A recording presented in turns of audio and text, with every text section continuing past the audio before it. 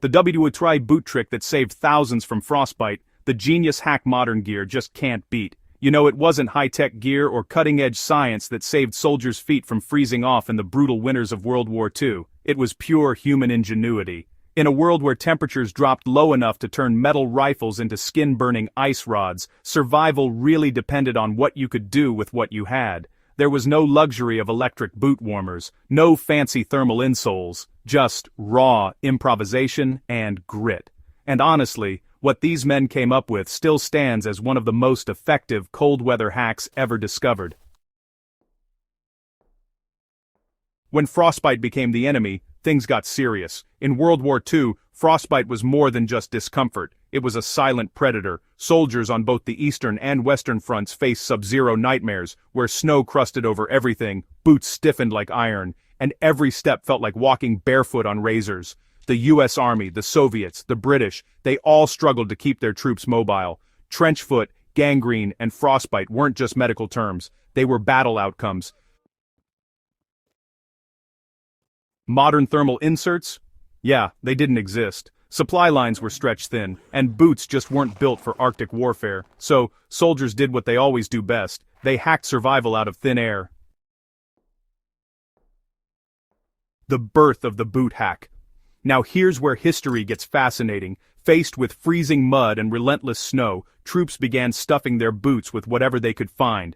Paper, straw, cloth, even dried grass. It might sound primitive, but this wasn't just desperation. It was brilliance. Those layers created air pockets inside the boot, trapping body heat just like the high-end thermal insoles you see today.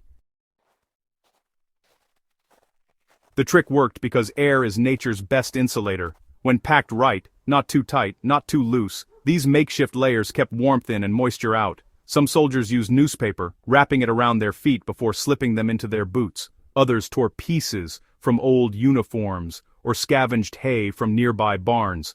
What's wild is that this field improvisation outperformed some official army-issued gear. Reports from soldiers in the Battle of the Bulge and on the Eastern Front describe men who used this method surviving nights in temperatures that crippled better-equipped troops.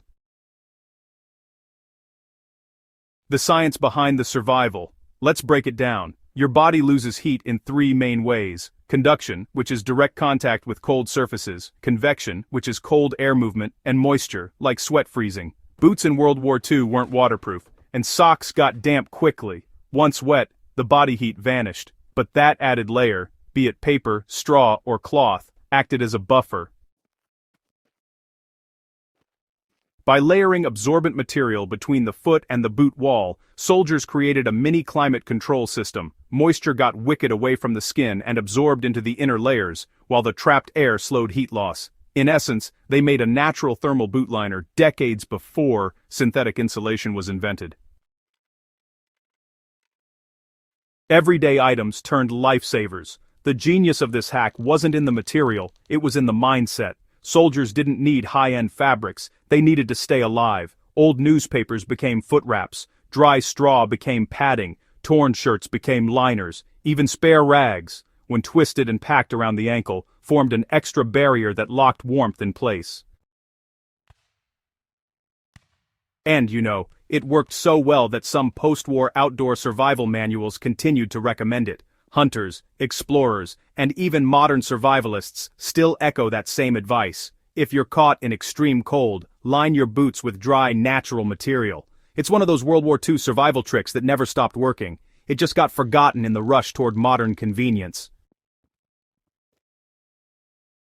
Lessons from the frozen fronts. Soldiers who fought in places like Stalingrad, Bastogne, and Karelia weren't just battling enemies, they were battling nature itself. The cold killed faster than bullets. At the Battle of the Bulge in 1944, temperatures plunged below -20 degrees Fahrenheit. Supplies froze mid-drop, fuel turned to gel, but the men who remembered the boot hack, who lined their footwear with dry, insulating material, stood a better chance.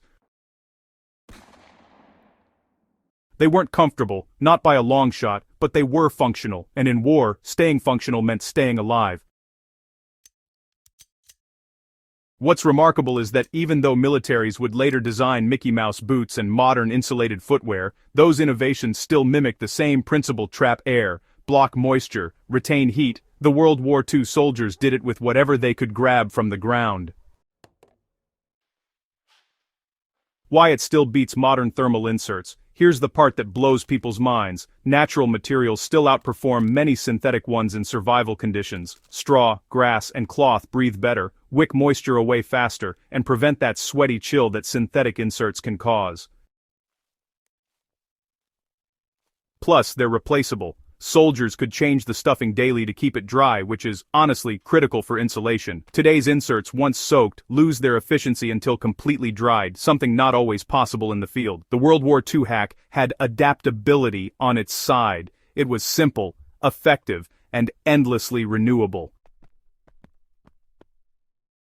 How you can use this today. You don't have to be in a war zone to appreciate this wisdom. Hikers, campers, and outdoor workers can still apply it. Caught in the cold without proper gear, just grab some dry paper or cloth, wrap your feet, and create that same layer of trapped air. You'll be surprised how much warmth it gives.